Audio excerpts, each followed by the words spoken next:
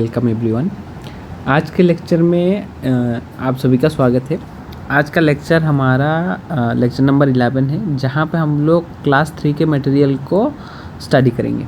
अगर आपको ये चीज़ें इजी लगता है तो आपका ज़रूरत नहीं है देखना। अगर किसी भी पर्टिकुलर जगह पे डाउट है तो सिर्फ उसी पार्ट को स्किप करके देखिए, अदरवाइज़ रिकॉर्डेड अवेलेबल है, देखना चाहते हो तो देखिए। आप अगर एकदम ही बिगिनिंग से स्टार्ट किए, मतलब पहले पढ़ाई छोड़ दिए थे या कॉन्सेप्ट नहीं आता, तो आप इन चीज़ों को गो थ्रू कीजिए इन डिटेल्स। ठीक है, चल आज के लेक्चर में ये जो क्वेश्चन हमें दिया गया है क्वेश्चन नंबर 3 पे, ये क्वेश्चन नंबर 3 है। आपके पास x1 x2 x3 करके टोटल 64 वेरिएबल है, तो हमारे पास n = 64 है और सारे के सारे IID है, मतलब independent and identically distribution. With mean आपका म्यू का वैल्यू दिया है इन्होंने 20 और वेरिएंस जो है सिग्मा स्क्वायर इक्वल टू दिया है 16। Then by using Chebyshev inequality आपको क्या मिलेगा। देखो मेरे भाई, आपको यहाँ पे x नहीं दिया गया है, x बार दिया गया है। तो x बार देने का मतलब आपने ये वाला पढ़ा है कि चेबीशेव इनइक्वालिटी में x minus mu divided x minus mu less then ये k सिग्मा था। जाहिर सी बात है, ये ग्रेटर देन और लेस देन वाला चीज़ें आप छोड़ दो, आपके पास यहाँ पे दो ही होगा, एक k², एक 1 - k²। लेकिन आप इस चीज़ को अच्छे से देखो, ये है k सिग्मा। सिग्मा मतलब अगर आपके पास ये x है तभी जाके ये सिग्मा बनेगा, क्योंकि यहाँ पे x बार है। तो इस अगर आपने यहाँ पे x बार लगा दिया तो ये sigma by root over n हो जाएगा। क्या हो जाएगा? Sigma by root over n। इन चीज़ों को आप नोटिस करना, sigma by root over n। तो फिर हमें कैसे ये sigma by root over n मिला? जैसे आपको पता है वेरिएंस ऑफ x, अगर आपके पास सिग्मा स्क्वायर है तो वेरिएंस ऑफ x बार आपका होगा सिग्मा स्क्वायर बाई n। अगर आप सिर्फ स्टैंडर्ड डिवीजन निकालोगे, मतलब root over of variance of x निकालोगे, तो आपके पास, या आप इसको सिग्मा x से डिनोट कर सकते हो, तो आपके पास ये वाला sigma by root over n आएगा। बस इतनी सी बात है। तो हमारे पास देखो म्यू है 20, तो ये तो म्यू दे दिया गया है और वेरिएंस है सिग्मा स्क्वायर 16, तो सिग्मा हमारे पास है 4। अब n का वैल्यू हमारे पास क्या है? 64 और सिग्मा है हमारे पास 4 और म्यू है 20। अब हम लोग लगाएंगे चेबीशेव इनइक्वालिटी का फॉर्मूला। चेबीशेव इनइक्वालिटी में आपको क्या देखने के लिए मिलता है? ये सारा चीज़ें आपने कर लिया है कि अगर आप P ऑफ ये वाला चीज़ें देखो, x bar minus mu less than equal to, अगर ग्रेटर रखते हो, चलो ग्रेटर वाला करोगे k सिग्मा, और सॉरी लेस देन से भी कर सकते हो, ग्रेटर देन से भी कर सकते हो। हमारे क्वेश्चन में लेस दिया गया था ना, चलो लेस देन अगर आप k sigma by root n लिखते हो तो आपको पता है कि यहाँ पे जो फॉर्मूला है वो है 1 - 1/k²। बस 1 - 1/k²। अब आप इसको अच्छे से नोटिस करो कि हमारे पास k sigma by root n की जगह पे क्या दिया गया है? k into sigma by root over n equal to हमारे पास दिया गया था 1। अगर आप इसको देखोगे तो ये दिया गया है 1। अब k आप कैसे निकालोगे? k का तो आपको पता ही नहीं है, लेकिन sigma by root over n आप निकाल सकते हो। k है आपके पास, ये सिग्मा का वैल्यू है, सिग्मा का वैल्यू आपने 4 निकाला था क्वेश्चन से, और रूट ओवर n मतलब रूट ओवर ऑफ 64, तो आपके पास यहाँ पे आता है 1। अगर आप इसको 64 को करोगे तो 8, इसको करोगे तो 8 हो जाएगा, और 8 को काटोगे तो 2 हो जाएगा, तो k इक्वल टू आपके पास 2 आ जाता है। अगर k इक्वल टू 2 आ जाता है तो आपको क्या कैलकुलेट करना है? या अपर बाउंड कैलकुलेट करना है। तो अपर बाउंड आपको क्या मिल रहा है? लोअर बाउंड आपको क्या मिल रहा है? सॉरी, ये लोअर बाउंड है, तो लोअर बाउंड आपको क्या मिल रहा है? 1 - 1/2, तो इक्वल टू 1/2। ये वाला चीज़ें आपको मिल रहा है। इन्होंने पूछा क्या है? इन्होंने आपको लोअर बाउंड पूछा। इसका मतलब अगर ये साइन दिया हुआ है तो इसका मतलब आपको लोअर बाउंड पूछा है। ठीक है, लोअर बाउंड पूछा है। अगर अपर बाउंड पूछेगा तो ये वाला, तो आप यहाँ पे लेस वाला चीज़ों को ग्रेटर और इक्वल टू करके ये ऑपोजिट वाला भी आप आइडेंटिफाई कर सकते हो उसके मदद से। ठीक है, तो आपका जो सही ऑप्शन बैठेगा यहाँ पे, ये ऑप्शन नंबर डी है। सॉरी, ये तो नहीं हो सकता। ठीक है ना, 3y, अच्छा 1 - 1/2², सॉरी 1 - 1/2²। तो मैं दिखाता हूँ आपको, चीज़ें आराम से बन जाएगा। इसको अगर देखोगे 1 माइनस 1/2² तो आपके पास के का वैल्यू आ गया है 2। अगर आप इस पर पुट करोगे तो यहाँ पे एक स्क्वायर था, इस स्क्वायर के बदले आपको मिल जाएगा 1 माइनस 1/4 मतलब 3/4। तो यहाँ पे आपको वैल्यू जो मिला है ये है 3/4। ऑल्टरनेटिवली आप इन चीज़ों को क्या कर सकते हैं, तो हमारे पास ऑप्शन कौन सा, हाँ ठीक है सर ऑप्शन बी, ये गलत ऑप्शन मार्क किया गया है। आप इसको देखो, ऑप्शन नंबर ए जो है ये करेक्ट बैठेगा, ठीक है 3/4। तो इन चीज़ों को अच्छे से देखना, सॉल्व करने की कोशिश करना। अगर आपको डाउट नहीं लगा तो अगर आपने वो सॉल्व कर लिया है तो मतलब किसी ना किसी जगह आप गलती कर रहे हैं। ये चीज़ें आपने पढ़ लिया है, एक्स स्टैंडर्ड नॉर्मल फॉलो कर रहा है तो एक्स स्क्वायर हमारे पास का स्क्वायर 1 को फॉलो कर रहा था, ठीक है। ये रिजल्ट बेस्ड क्वेश्चन है तो आपने इसको पढ़ लिया है पहले ही।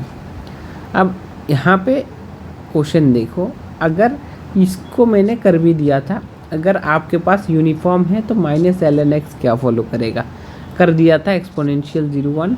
अगर एक्सपोनेंशियल 0 1 का ऑप्शन ना दे के ये लोग गामा 1 1 दे दे, तब भी आपको याद रखना है कि यहाँ पे तो सर एक्सपोनेंशियल है ही नहीं। तो गामा 1 1 का मतलब ही आपका एक्सपोनेंशियल डिस्ट्रीब्यूशन विद पैरामीटर 1 होता है। ये आपको आना चाहिए, नहीं तो आप क्वेश्चन सॉल्व करके यहाँ से तो पता ही लगा लोगे किसके साथ कंपेयर करके कि सर f(y) अगर हमारे पास थीटा e⁻⁻θx होता है तो हम बोलेंगे कि ये exponential distribution with parameter theta को फॉलो करता है। अब यहाँ पे इसके साथ कंपेयर करोगे तो आप बोलोगे कि ये एक्सपोनेंशियल डिस्ट्रीब्यूशन विद पैरामीटर 1 को फॉलो करता है। लेकिन अगर एक्सपोनेंशियल 1 इक्वल टू गामा ये बात पता नहीं है तो आप क्वेश्चन करके भी रुक जाओगे, आंसर नहीं टिक कर पाओगे, गलत कुछ लगा के आओगे। ये कॉमन रिजल्ट है 2x लैम्डा, आप चाहे तो कर सकते हो। 2x लैम्डा आपके काई स्क्वायर डिस्ट्रीब्यूशन को फॉलो करेगा। x1 x2 normal standard normal distribution, ये वाला चीज़ है आपका स्टैंडर्ड नॉर्मल को फॉलो करेगा, नॉर्मल, ठीक है। स्टैंडर्ड नॉर्मल है ना σ/√n, स्टैंडर्ड नॉर्मल होना चाहिए। मैं एक बार देख लेता हूँ इसको, सोल्यूशन एक सेकंड रुक जाओ। x bar minus mu S bar, अच्छा सॉरी, यहाँ पे देखो इन चीज़ों को नोटिस करो, मैं मुझसे गलती हुआ है, मैं बोलता हूँ रुको, मैंने नोटिस नहीं किया है, सिग्मा नहीं है, ये है एस। ये एस का मतलब है सैम्पल स्टैंडर्ड डेविएशन, ठीक है, sample standard deviation, standard deviation. अगर सैम्पल स्टैंडर्ड डेविएशन दिया गया है तो टी डिस्ट्रीब्यूशन को फॉलो करेगा with n-1 degree of freedom. अगर सिग्मा दिया होता तो हमारा स्टैंडर्ड नॉर्मल डिस्ट्रीब्यूशन को फॉलो करता, ठीक है। रिजल्ट बेस्ड क्वेश्चन है, इसको अच्छे से देखो।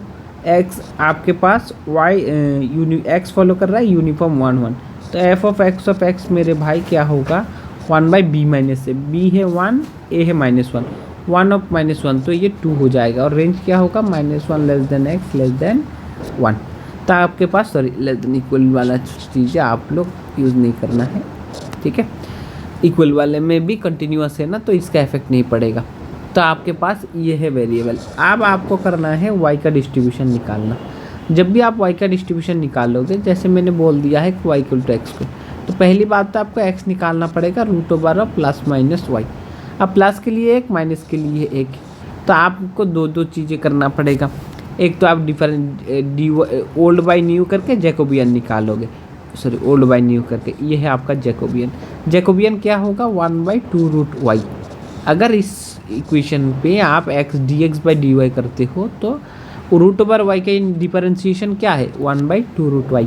तो ये इन्होंने एक बार ही इसके लिए किया है, एक बार इसके लिए। अगर आपको माइनस मिलता भी है तो फ़र्क नहीं पड़ेगा, क्योंकि जैकोबियन पे आप एब्सोल्यूट वैल्यू ले लेते हो, तो एब्सोल्यूट लेने पे माइनस वाला भी आपका प्लस हो जाएगा, तो 1/2√y। तो यहाँ पे एक बार f(y) √y, यहाँ पे √y, तो ये चीज़ें, इसका वैल्यू हमारे पास ऑलरेडी दिया गया है 1/2। तो आपको ट्रांसफॉर्म करके इसका वैल्यू लिखना है 1/2, और ये जैकोबियन का वैल्यू यहाँ पे, फिर 1/2 जैकोबियन का वैल्यू यहाँ पे, हाफ हाफ मिला के एक ही बनेगा। एलसीएम करके ऐड करने की ज़रूरत नहीं है। सोच लो ये आपका p है, सोच लो ये भी आपका p है, तो half p plus half p मतलब 1p, तो ये p है। बात इस तरह से देख लेना, ठीक है। क्वेश्चन नंबर 9 को देखो। क्वेश्चन नंबर 9 पे आपको पूछा गया है x1 x2 xn IID with variance sigma square. Then variance of summation over i equals to 1 to n x i कौन से डिस्ट्रीब्यूशन को फॉलो करेगा। आपको आईआईडी बोला गया है, विद वेरिएंस सिग्मा स्क्वायर भी बोला गया है, तो आपको यहाँ पे तो कोई पर्टिकुलर डिस्ट्रीब्यूशन नहीं बोला गया है ना। तो आप क्या करो कि हमारे पास वेरिएंस है, तो आपको पता है कि सर आईआईडी बोला गया है। आईआईडी का मतलब होता है कि x1 x2 हर कोई इंडिपेंडेंट एंड आइडेंटिकली एक ही डिस्ट्रीब्यूशन को फॉलो कर रहा है। तो यहाँ पे आप अगर कोवेरियंस ऑफ x1 x2 निकालते हो 0 हो जाएगा, क्योंकि आपने बोला है x1 x2 सारे ही आईआईडी है। तो इसको क्या करना है, वेरिएंस ऑफ आप इस समेशन को ब्रेक डाउन करोगे तो x1 plus x2 plus dot dot plus xn इस तरह से आएगा। अगर आप इसका फॉर्मूला निकालोगे तो आप इस तरह से भी लिख सकते हो कि sir variance of x1 plus variance of x2 plus इस तरह से dot dot plus variance of xn, और आपके पास कोवेरियंस वाला कितना चीज़ें होगा कि 2 इंटू कोवेरियंस ऑफ यहाँ पे x1 x2 x3 x2, ठीक है, 2 into covariance of x1 x3, तो इस तरह से बहुत सारा होगा। तो आप इसको इन जनरल फॉर्म में लिखो, summation over variance of xi i equal to 1 to n और प्लस 2 इंटू कोवेरियंस ऑफ हमारे पास xi xj। तो आप इसको ऐसे लिख सकते हो डबल समेशन ऑफ दे के, लेकिन चाहे डबल समेशन हो या सिंगल समेशन फ़र्क नहीं पड़ेगा। देखो मैं यहाँ पे लिखता हूँ, अगर आपके पास ऐसा अवेलेबल है तो आपको डबल समेशन देना पड़ेगा, क्योंकि आपके पास आई जे दोनों के दोनों है। तो आई आप लेस देन और इक्वल्स टू 1 लेस देन और equals to j 1 less than और equals to i less than और equals to j less than और इक्वल्स टू 1 लिख दो, तो सारा का सारा कवर अप हो जाएगा। लेकिन कोवेरियंस हमें क्या मिलेगा, 0, क्यों, इन्होंने बोल दिया ये सारा आईआईडी है, आईआईडी होने पे कोवेरियंस 0। अब अगर यहाँ पे वेरिएंस ऑफ सिग्मा एक्स आई क्या है, इन्होंने दे दिया हर एक का वेरिएंस सिग्मा स्क्वायर, तो आप पुट कर दो summation over i equal to 1 to n sigma square. अब ऐसी बात है तो सिग्मा स्क्वायर को आप कितने बार ये ऐड कर रहे हो, n टाइम्स, तो ये n सिग्मा स्क्वायर आएगा। तो आपका करेक्ट ऑप्शन जो है वो ऑप्शन नंबर सी होगा, सी, ठीक है। यहाँ पे है x फॉलो कर रहा है normal distribution, expected value of x square, मेरे दोस्त x स्क्वायर आपका होगा chi square 1 degree of freedom, और अगर आपका x square chi square 1 degree of freedom होता है तो expected value of x square ये जो होगा ये होगा 1, क्योंकि हमें पता है x फॉलो करेगा अगर chi square n degree of freedom को, तो एक्सपेक्टेड वैल्यू ऑफ x हमारे पास n होता है। तो क्योंकि ये 1 है तो इसका एक्सपेक्टेड वैल्यू भी 1 होगा। चलो, तो ये है हमारे पास। अब मॉड वाई वाला ये चीज़ें मैंने कर भी दिया था आप लोगों को। हाफ ऑफ द ये एक डिफरेंट टाइप्स का क्वेश्चन इन्होंने दिया, half of the normal distribution, लेकिन इस तरह के ऑप्शन आपको ना मिले उसका संभावना है, क्योंकि एक्स अगर स्टैंडर्ड नॉर्मल को फॉलो कर रहा है ये -इन्फिनिटी टू +इन्फिनिटी, आधा आधा उस नॉर्मल को डिस्ट्रीब्यूशन को फॉलो करेगा, ये उस टाइप का क्वेश्चन नहीं भी हो सकता है। लेकिन इसका डिस्ट्रीब्यूशन आपको निकालने के लिए बोल सकते हैं, इसका डिस्ट्रीब्यूशन फंक्शन मुझे निकाल के आप लोग ग्रुप में भेजोगे, ठीक है। इस टाइप का क्वेश्चन मैंने करा दिया है already. X follows chi square expected value of x, ये मैंने अभी अभी बोला है, आप चालाकी करके इसका आंसर लगा लो, ठीक है। यहाँ पे है x follow standard normal x1 square plus x2 square, तो ये additive property of chi square से फॉलो हो, ADDITIV additive property of chi square से आपका क्वेश्चन सॉल्व हो जाएगा। तो अगर ये 1 है ये 2 है, तो आप अगर इसका फॉलो कर रहे हो तो ये फॉलो करेगा आपका काई स्क्वायर कितने degree of freedom, 3 degree of freedom है ना, 1 और 2, अच्छा काई स्क्वायर 1, अच्छा ये भी काई स्क्वायर, ये भी काई स्क्वायर, 3 मत लिख देना। ये फॉलो करेगा आपका chi square 1 degree of freedom, यहाँ पे x1 और x2 ना, और ये फॉलो करेगा chi square 1 degree of freedom, दोनों मिला के chi square 2 degree of freedom. The sampling distribution of sample mean approaches to normality due to, आपके कौन से रीजन के लिए, due to central limit theorem, ठीक है। Sampling distribution of sample mean, कल जो चीज़ें मैंने बोला था, पेरेंट पॉपुलेशन चाहे कुछ भी हो, आप अगर सैम्पल साइज़ ले रहे हो और उसका मीन निकाल रहे हो, ठीक है, सैम्पल साइज़ लेने के बाद उसका अगर आप लोग मीन निकाल रहे हो, x बार x1 बार x2 बार डॉट डॉट xn बार, और ये सारा कुछ कहाँ से लिया है, उस पॉपुलेशन कौन सा डिस्ट्रीब्यूशन फॉलो कर रहा है हमें पता ही ना हो, फिर भी हम बोल पाएंगे ये वाला चीज़ें फॉलो करेगा नॉर्मल डिस्ट्रीब्यूशन विथ 0 1। ठीक है, तो ये चीज़ें हैं सेंट्रल लिमिट थ्योरम। चीज़ों को इजी रखो और जल्दी से पढ़ने की कोशिश करो। ये चीज़ें आपने किया है, इस टाइप का चेंजेस मैंने करवाया है, फिर भी मैं इसको आपको थोड़ा सा मदद करता हूँ ताकि कर पाओ। x इक्वल टू आप यहाँ से क्या निकाल पाओगे, पहले देखो y⁻⁻⁴। अब आपको मैं बताऊँ dx/dy निकाल लो, इजी सा काम है। तो आप बोलोगे कि सर 1/3y/y इंटू 2/3। देखो छोटा सा इंटीग्रेशन डिफरेंशिएशन है, आपको आना चाहिए, मैं दिखा देता हूँ अगर आपको नहीं आता है तो डिटेल्स में। देखो पहले ये 1/3 लिख लो और y⁻⁴ -1 कौन सा कॉन्सेप्ट है, x⁻n वाला। ddx ऑफ x⁻n क्या होता है, n इंटू x⁻n -1। 1/3 को आप n मान लो, देखना ये n -1, तब आप करोगे तो आपके पास 1/3 इंटू y⁻2/3 आ रहा है। तो माइनस वाला चीज़ों को आप नीचे भी ले सकते हो और ऊपर घुमा के भी लिख सकते हो, आपका मर्जी। तो आप चाहे कुछ भी करो, यहाँ पे ऐसे लिखा गया है 3 इंटू 1/y⁻2/3 ऐसे लिखो। अगर आपका मन ऐसा नहीं है तो रिवर्स करके लिख लो, कोई बात नहीं, क्योंकि उस तरह का ऑप्शन है तो हम लोग उस तरह के ऑप्शन को यूज़ करेंगे। ठीक है, अच्छा ये डायरेक्ट डिस्ट्रीब्यूशन तो नहीं निकल गया है इसलिए क्योंकि f(x) अगर आप निकालोगे वो 1 बनेगा।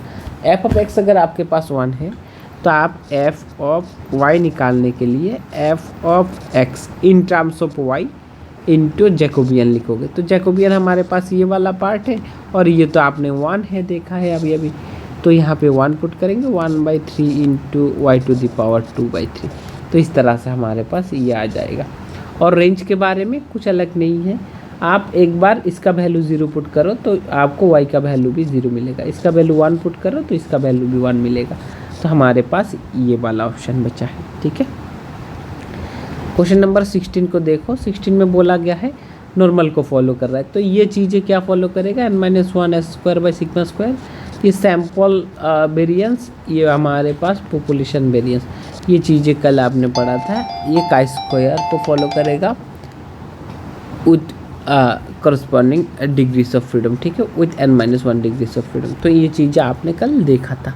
ठीक है, इसमें से क्वेश्चन नंबर chi² n-। अब x follows exponential distribution with parameter 2। अभी ये 1 नहीं है तो x ग्रेटर देन 1 का क्या कॉन्सेप्ट है। अब ऐसे छोटे छोटे चीज़ों को कैलकुलेशन करना भी आना चाहिए। अगर आपको ये आता है तो बढ़िया बात है, ये छोटा सा कॉन्सेप्ट है। देखो x अगर आपका फॉलो कर रहा है एक्सपोनेंशियल डिस्ट्रीब्यूशन विथ पैरामीटर 2, मेरे भाई आपको तुरंत ही आना चाहिए f(x) हमारे पास 2 इंटू e⁻⁻2x और x का वैल्यू हमारे 0 to ∞ है। अब अगर इन्होंने आपको p(x) ग्रेटर देन 1 पूछा है तो आपको समझना होगा कि मेरे x का वैल्यू इस तरह से था कि 0, यहाँ पे किसी 1, यहाँ पे ∞। तो x का वैल्यू था यहाँ से लेके यहाँ तक मेरे कौन से डिस्ट्रीब्यूशन के लिए, एक्सपोनेंशियल डिस्ट्रीब्यूशन के लिए। लेकिन अब इन्होंने पूछा है इस 1 से लेके ऊपर वाला रीजन मुझे निकाल के दो। तो आप दो तरह से कर सकते हो, एक तो आप माइनस करके कर लो, दूसरा आप सेम प्रोसेस यूज़ कर दो, x ग्रेटर देन 1 हो जाएगा। x ग्रेटर देन 1 से आपको मैं दिखाता हूँ। तो आपको probability of x greater than 1 का कैसे कॉन्सेप्ट मिलेगा कि मैं इंटीग्रेट करूँगा क्योंकि कंटिन्यूअस रैंडम वेरिएबल है। तो हमारे पास ये होगा 1 से लेके इन्फिनिटी तक। कौन से फंक्शन के लिए, f(x) वाला फंक्शन dx के लिए। अगर आपके पास इस फंक्शन के लिए करना है तो इंटीग्रेशन 1 to ∞ f(x) का जो वैल्यू है वो है हमारे पास 2 इंटू e⁻⁻2x। तो 2 इंटू e⁻⁻2x dx। ठीक है, अब देखो आप अगर इसका वैल्यू पुट करते हो तो ये इंटीग्रेशन करने पे 2 इंटू e⁻⁻2x बाई यहाँ पे आ जाएगा -2। तो आप माइनस को काट दो और लिमिट क्या होगा, लिमिट होगा आपका 1 to ∞, 0 नहीं है, 1 to ∞। मेरे दोस्त यहाँ पे माइनस साइन है तो आपका e⁻⁻2x और इसका आपको पुट करना है 0 to ∞। अगर आप इस वैल्यू को पुट कर रहे हो तो पहला आएगा -e⁻⁻∞ minus minus plus e⁻⁻, 0 नहीं है ना, ये 1 है, 1 है। ये है 1 e to the power minus 2 into 1। तो ultimate e to the power minus infinity का क्या वैल्यू है 0। तो आपके पास बचेगा 0 plus e to the power minus 2। तो फाइनल वैल्यू क्या है e to the power minus 2। कौन सा ऑप्शन है 2 नंबर ऑप्शन है। तो इस तरह से आपको करना आना चाहिए। चलो आप लोगों ने लगभग क्वेश्चन सारा सॉल्व कर दिया है। नेक्स्ट हम लोग डिस्कस करेंगे ये वाला चीज़ें हमारे modes of convergence, weak law of strong law of large number, central limit theorem. Central limit theorem वाला चीज़ आपने पढ़ लिया है, मैं उसको स्किप करूँगा। मोड्स ऑफ कन्वर्जेंस पे आप लोगों को थोड़ा बहुत चीज़ें मैं दिखाने वाला हूँ, ठीक है। तो आई होप आप लोगों को चीज़ें समझ में आ गया है। Thank you for watching.